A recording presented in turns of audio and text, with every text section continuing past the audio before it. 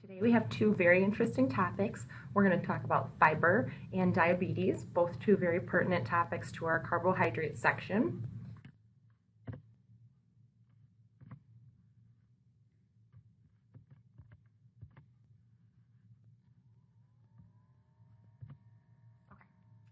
So the objectives of this section are to explain fiber terminology and give examples.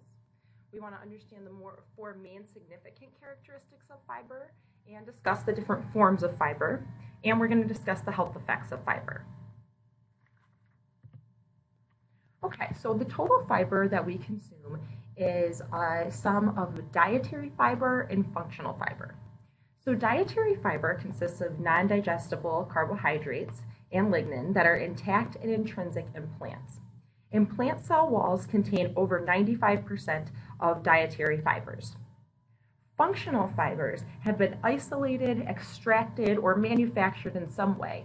They're an isolated, non-digestible carbohydrate that have beneficial physiologic effects on humans. So our total fiber is our dietary fiber plus our functional fiber. So here's a list of the different dietary fibers and functional fibers, and you can see there is some redundancy. And the functional fibers have been altered in some way from the original fibers that were dietary. And we're going to go through all of these. So the first we're going to talk about is cellulose, and that's the main structural component of the cell wall. It's a polysaccharide consisting of linear molecules of glucose with beta-1,4 glycosidic linkages. However, we do not have the ability as humans to cleave these linkages, and therefore we can't really oxidize this cellulose so that we can utilize it for energy. So therefore it goes through our digestive system unabsorbed. It is an insoluble fiber. And here are a number of examples, such as broccoli, green beans, peas, and cabbage.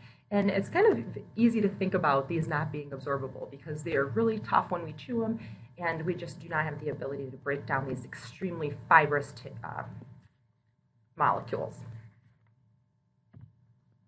Okay, next we have the hemicelluloses, and these are also polysaccharides found in plant cell walls, and they surround the cellulose. So these can be either a hexose or a pentose sugar. They can be linear or be branched. And ones we may hear of commonly are xylose, mannose, arabinose, and there are some other monosaccharides too. And these are largely contained in bran cereals, whole grains, Brussels sprouts, beetroot, etc. So next are our pectins, and when you think of pectin, I'm sure you think of maybe something in jelly or jam, and that's exactly what pectin does. It's a polysaccharide also found in the cell wall and in extracellular tissues in many fruits and berries. So some of them that are high in pectin are apples or citrus fruits or berries. And the pectin is often extracted from these in order to be really condensed so that we can really get like a strongly gelled product when we want to use pectin. So it's composed of a backbone of galactose molecules with side chains of arabinose, galactose, and other monosaccharides. So this is soluble in water and it forms gel, just as we would expect. The next is lignin, and this is a polyphenolic compound with a complex structure, and this is really what we would think of as like a phytochemical. So these are found in the cell walls of woody plants and seeds. So think about carrots or beets or eggplant or really like woody green beans. And they're a major component of bark, but they are found in some limited quantities in some of the foods we eat that I just talked about. These are of great research interest because they have both carcinogenic and anti-carcinogenic effects. So if we know anything about phytochemicals, basically they can stress our bodies a little bit in order to produce a desired effect. So too much stress could be negative, but just enough could have a beneficial effect. This is an insoluble fiber, and lignin can be found in bran cereals, eggplant, pears. Oh, I just went over that. Okay, next we have the gums. These are also polysaccharides, usually isolated from seeds, and they are very viscous in nature. So kind of think of like a thick oatmeal, or thick potatoes, like the gelatinous kind of molecules in strawberries. So they're known for food thickening and gelling and stabilizing properties. Gum arabic is one that we commonly hear of, and that's used as a food additives. And gums can either be dietary or functional fibers. They are soluble in water, and here's a number of examples on the bottom. Okay, beta glucans is our next. And these again are a glucose polymer with beta 1,4 bonds. And these are usually extracted and used as functional fiber because they've been shown to be effective in decreasing serum cholesterol and postprandial blood glucose. So when you hear that, I mean, you maybe should think both of these effects would be really good for someone with diabetes. Beta glucans are highly fermentable in the colon, and that produces is part of what helps them have their cholesterol lowering effect. And these are found in cereal brands, especially oats and barley. Okay, next we have inulin, oligofructose, and fructooligosaccharides. So basically just think of the inulin as the longest chain. When it's hydrolyzed, hydrolyzed, it breaks down into smaller chains, which are the oligofructose, and then when those are hydrolyzed, it's broken into smaller chains, which are the fructooligosaccharides. So these are found naturally occurring in onions and Jerusalem artichokes. Inulin is a beta-2,1 linked fructan that actually requires an enzyme from bacteria in order to break it down. We don't really have this endogenously in our digestive systems except for through the bifidobacteria. These fibers can be extracted to become functional fibers commercially, and inulin specifically is added to cereals, yogurt, dairy products as a commercial additive. Now the the oligosaccharide is added as an additive most commonly. The inulin, a special thing about that is that it can be used to test kidney function or GFR, glomerular filtration rate. So the inulin is infused into the blood. It passes freely through the glomerular membranes, and it's not absorbed. So the rate that it appears in the urine can be used to calculate the rate of glomerular filtration. Next, we have chitin and chitosan, and chitosan is just the formed from the deacylation of chitin, and these can be found in the exoskeletons of crabs and lobsters, and they're a long polymer of acetylated glucosamine units. So this group down here is the acetyl group. Next, we have resistant starches, which we talked about last week. These are sequestered into the plant cell walls, and therefore we cannot break these down because they don't have access to our enzymes. And resistant starches can be found in bananas and legumes and can also be formed from food processing. And then we've got a few more classifications. First is the polydextrose and polyols, and these are actually synthetic polysaccharides used as bulking agents, so the food additives or sugar substitutes. There's psyllium, which is a functional fiber, and we can just see that because it's added to Metamucil just for its fiber or laxative properties. And it's actually a very viscous molecule isolated from the husks of psyllium seeds. And then we have our resistant dextrins or maltodextrins. And these are formed when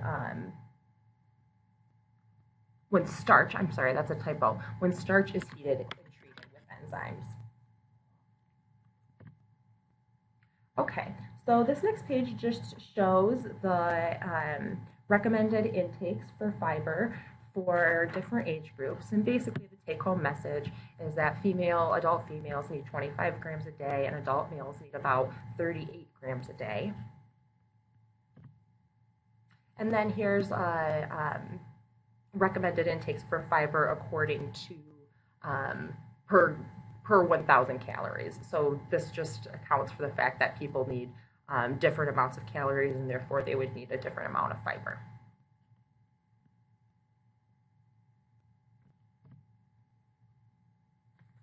Okay, so fibers are classified according to 4 characteristics: their solubility in water, their water-holding capacity and viscosity, adsorption or binding capacity, and degradability and fermentability. And we're going to go through all of these.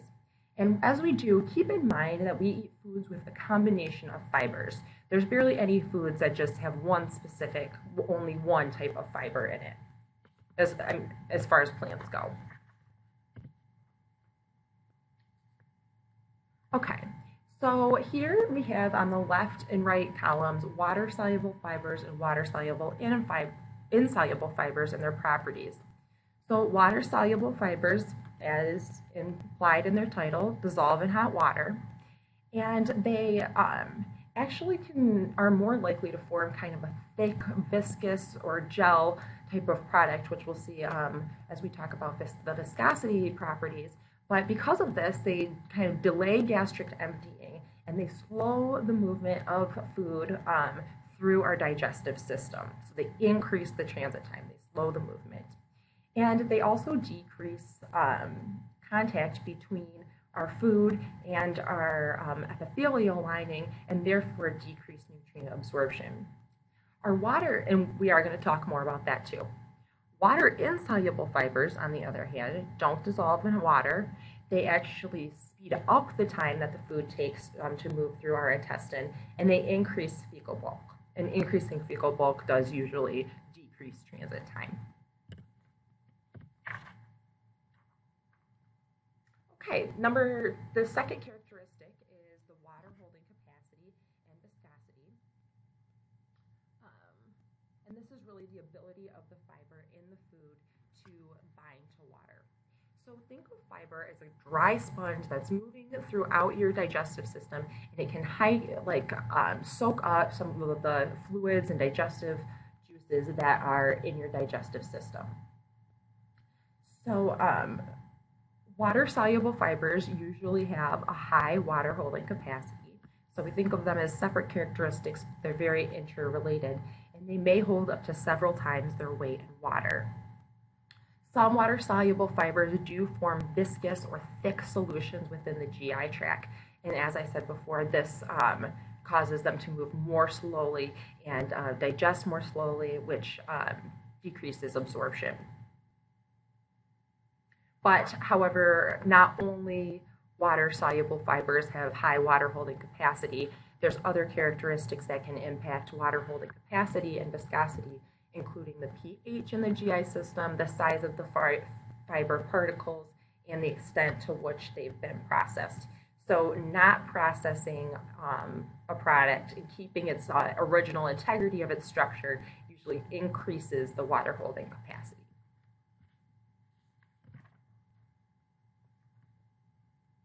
So fibers with high water-holding capacity form viscous fluids. So they're absorbing the water and they're becoming very thick in our digestive system. So this delays gastric emptying, which delays the release of chyme from our stomach into our duodenum. And because of this delayed gastric emptying, the nutrients remain in the stomach longer, and we have a greater feeling of satiety after we eat. Now, if we're talking about just a regular healthy digestive system, in our epithelial lining in our intestines, there is a layer of water that lays on top of the endothelial lining. But when fiber is brought into the mix, this water combines with the fiber and makes a gel that's kind of lines our epithelial lining. And this gel actually provides a physical barrier that can decrease the ability of the nutrients to come in contact with the digestive enzymes that are needed to break them down. So, and because of this kind of viscous or thick, thick kind of fluid that's in our digestive system, we also have decreased peristalsis and decreased movement of glucose within the lumen.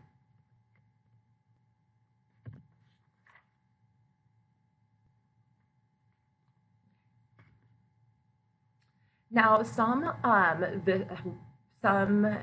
fibers that are viscous or have a high water holding capacity have been shown to, as we've discussed, slow transit movement, delay glucose specifically absorption. So we talked about how it can delay nutrient absorption, but specifically glucose. And therefore, it can lower glucose concentrations because we're decreasing the rate at which the glucose gets into the blood. And therefore, it can impact insulin response to absorbed glucose. And all of these effects can be beneficial to someone with diabetes.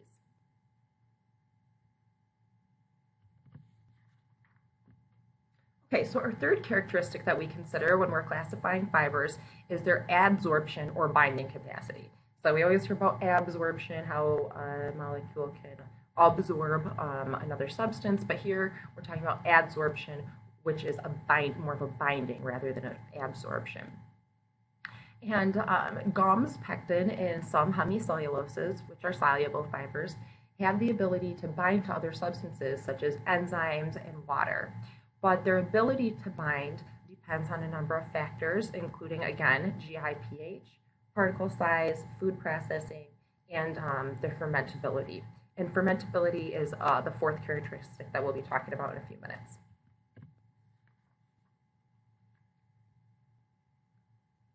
So fibers that do have adsorption properties in the GI tract have a number of usually beneficial effects, including diminished absorption of lipids, increased bile secretion in the feces, lower blood cholesterol concentration, and altered mineral balance.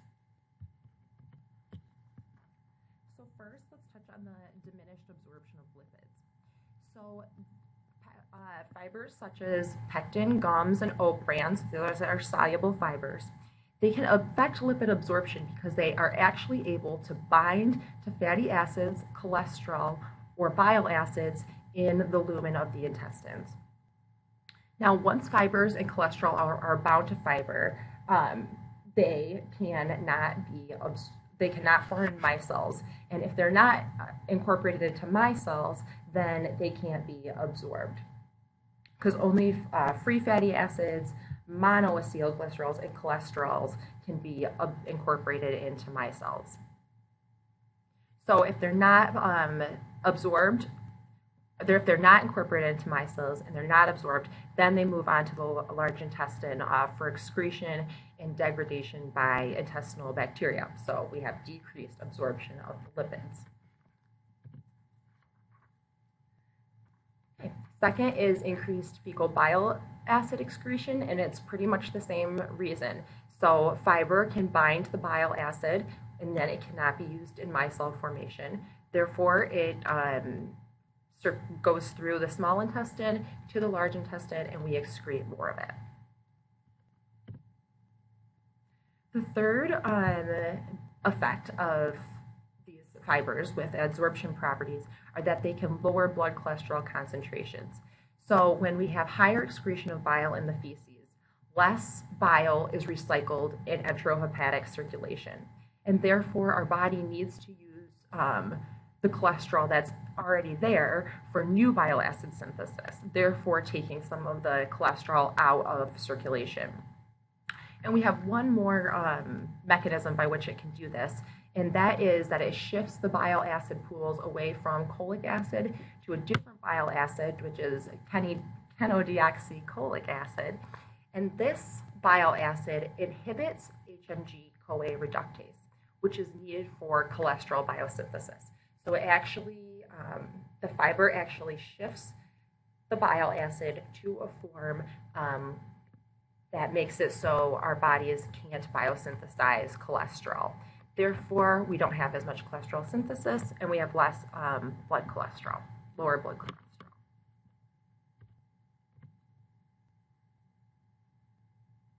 Okay, so ingestion of fruits and vegetables with both a soluble and insoluble fiber have been shown to decrease serum cholesterol.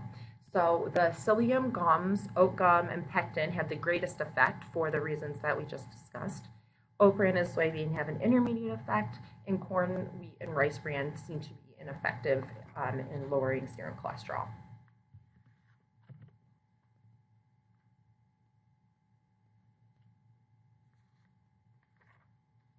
So our final effect of fibers that have absorption properties is altered mineral balance. So some fibers, including hemicellulose, pectins, and gums, can form cationic bridges with minerals in the GI tract. And this can have an overall positive or negative effect depending on the fiber.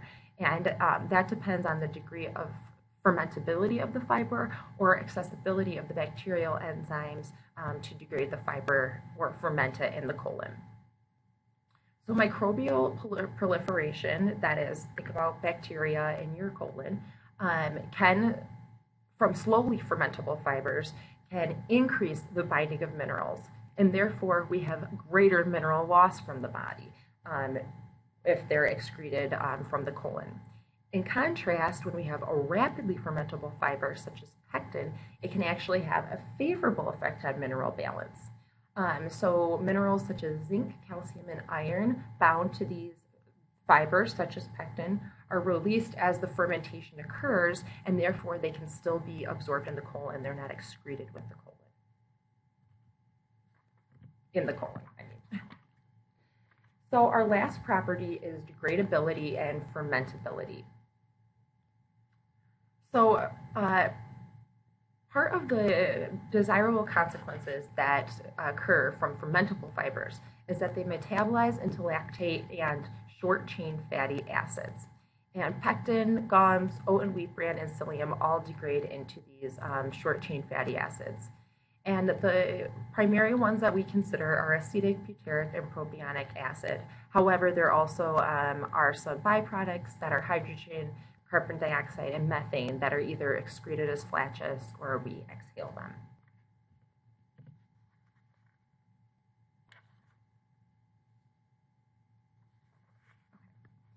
So the general effects of short-chain fatty acids that we get from fiber fermentation include increased colonic sodium and water absorption, increased mucosal cell proliferation, increased provision of energy, and increased acidification of the luminal environment.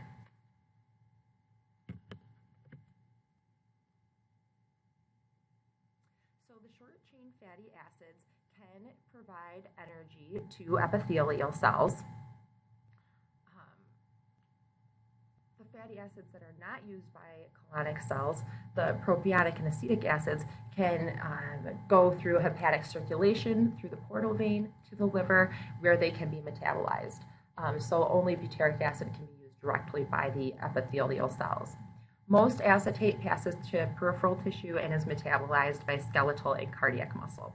So depending on the short-chain fatty acid, it depends where we can utilize it for energy.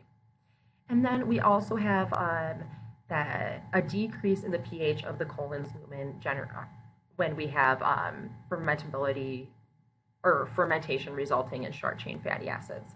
So when we have decreased pH or a more acidic environment, we have less solubility of the bile, and we have more bioavailability of calcium to bind to bile and fatty acids, which may be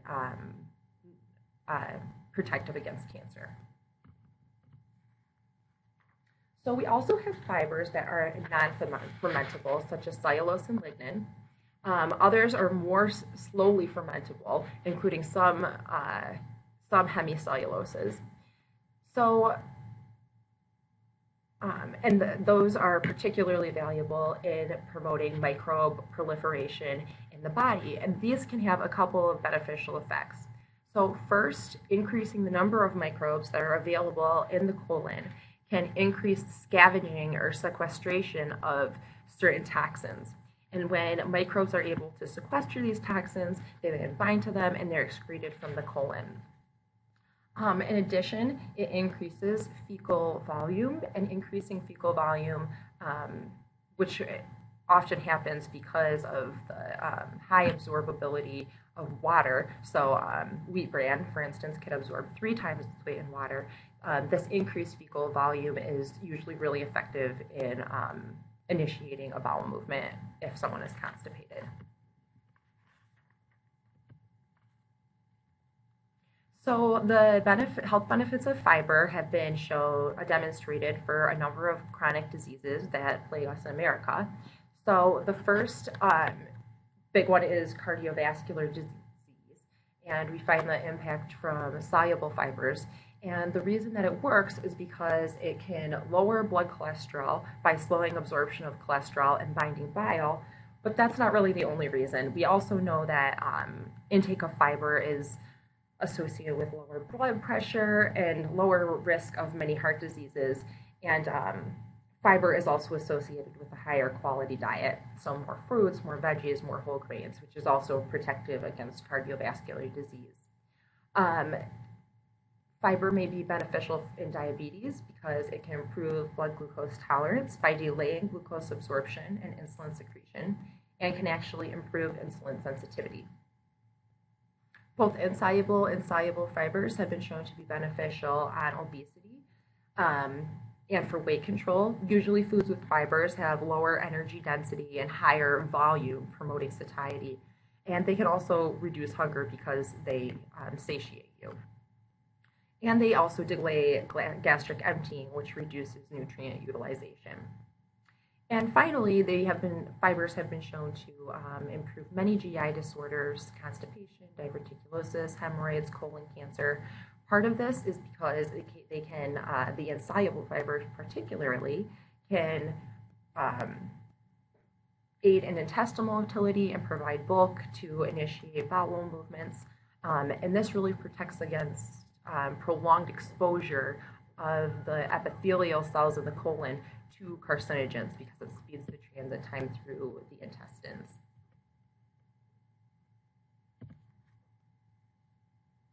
So we kind of already went through these, but here it's just in kind of a nice table about the possible mechanisms by which fiber can lower serum cholesterol, which we know has a beneficial effect on many chronic diseases such as cardiovascular disease and diabetes.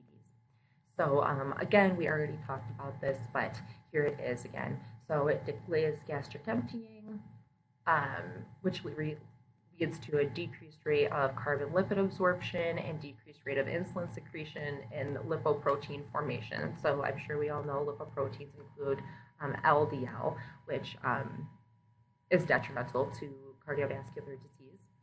It also interferes with digestive enzymes because they can sequester nutrients from the digestive enzymes so that they can't be broken down. Fibers also interfere with micelle formation by binding to bile acids and interfering with micelle formation. We have the impaired absorption of cholesterol and bile acids and lipids. Fiber causes interference of mixing with intestinal contents so that the nutrients don't have contact with the digestive enzymes, and they can promote or inhibit cholesterol synthesis. So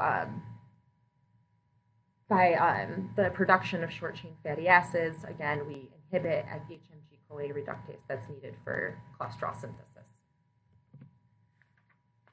Okay, and this is kind of an old visual, but I think it's really nice in kind of showing the relationship of the different types of fibers and their impact on health. Oops. Okay, so that's all that we have for fiber. So I'm going to stop this recording and we will move on to the diabetes next.